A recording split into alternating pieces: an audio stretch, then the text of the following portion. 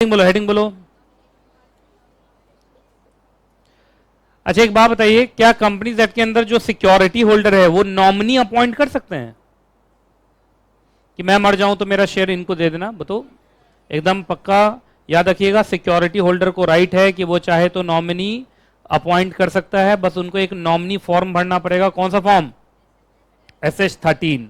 बस याद रखना कि नॉमिनेशन सिर्फ कौन कर सकता है?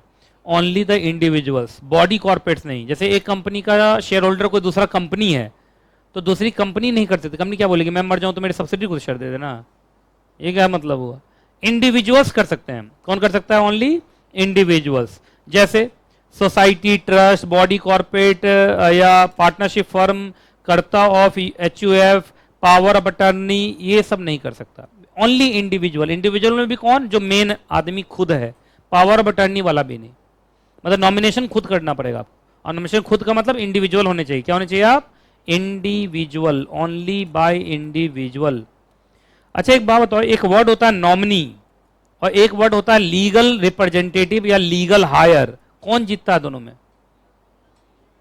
एक वर्ड है नॉमिनी, एक है लीगल रिप्रेजेंटेटिव या लीगल हायर। कौन जीतेगा? कितने लोगों को लग रहा है नॉमिनी जीतता है? कितने लोगों को लग रहा है लीगल रिप्रेजेंटेटिव या लीगल हायर जीतेगा? ठीक है, ऑनलाइन वाले बच्चे क्या बोल रहे हैं? सर भैंसा जीतेगा। तो अलग ही दुनिया में पहुंच गया ये लोग। जल्दी बोलो, नॉमिनी जीतेगा या लीगल रिप्रेजेंटेटिव लीगल हायर? कितने लोग बोल रहे हैं नॉमिनी और कितने लोग बोल रहे हैं लीगल रिप्रेजेंटेटिव लीगल हायर? याद रखिए, द आंसर इज, बताओ कौन जीता? नॉमिनी जीतेगा। याद रखना, अगर नॉमिनी नहीं होता है तो लीगल रिप्रेजेंटेटिव या लीगल हायर होता है। समझे? अगर नॉमिनी है तो सीधा किसको दे दिया जाता है? नॉमिनी को। क्लियर है ना? नॉमिनी नहीं होता है तो फिर ढूंढा जाता है किसको? लीगल रिप्रेजेंटेटिव या लीगल हायर को। तो ऐसे लिख लो, ये फुल फॉर्म लिखना भाई। ये एन का मतलब क्या? नीतीश कुमार जायसवाल नहीं समझ जाओ। तो एन का मतलब नॉमिनी और LRLH का मतलब लीगल रिप्रेजेंटेटिव लीगल हायर।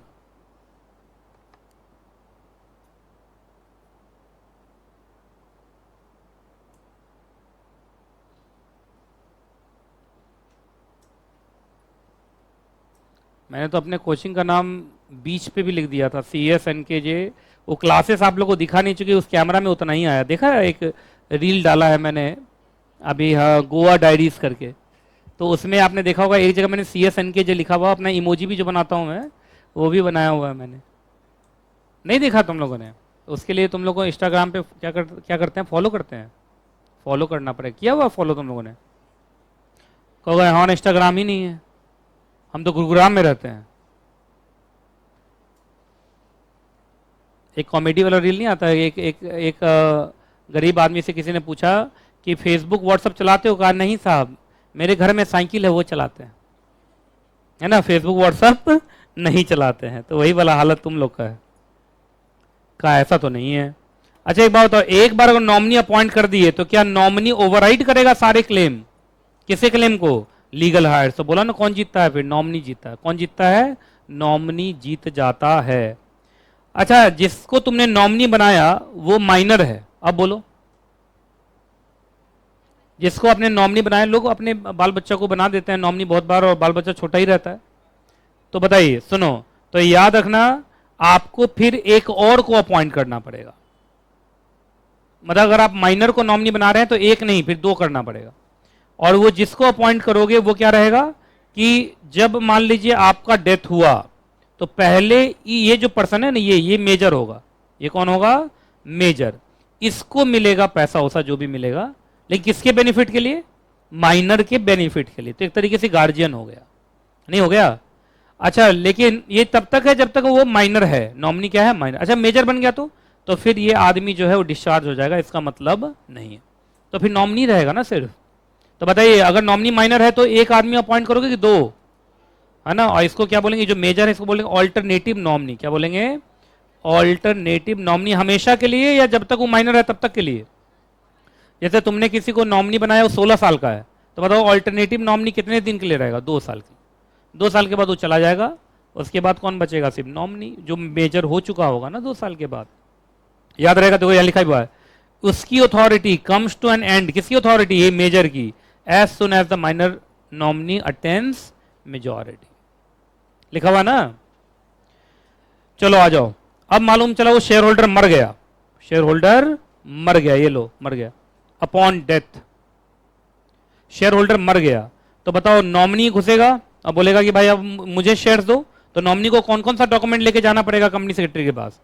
एक तो डेथ सर्टिफिकेट लेके जाना पड़ेगा, दूसरा डेट ऑफ बर्थ है, डेट ऑफ बर्थ नहीं है, नॉमिनी का डेट ऑफ बर्थ चाहिए अगर नॉमिनी माइनर है तो, अगर नॉमिनी मेजर है तो कुछ बात नहीं। अगला एक एफिडेविट डिक्लेरेशन नॉमिनी की तरफ से चाहिए कि हाँ मैं ही नॉमिनी हूं और ये मैं स्टैम्प पेपर पे लिख के देता हूं। और चौथा शेयर सर्टिफिकेट आपको लेके आना पड़ेगा और वो शेयर सर्टिफिकेट जमा कीजिए और उसको फाड़ के फेंका जाएगा, जो किसके नाम पे होगा? मर गए आदमी के नाम पे होगा ना, और आपका नया शेयर सर्टिफिकेट आपके नाम पे बना के हम आपको दे देंगे। क्लियर है जी? चलिए उसके बाद तुरंत दे देंगे या पहले कंपनी सेटिस्फाइड होगी?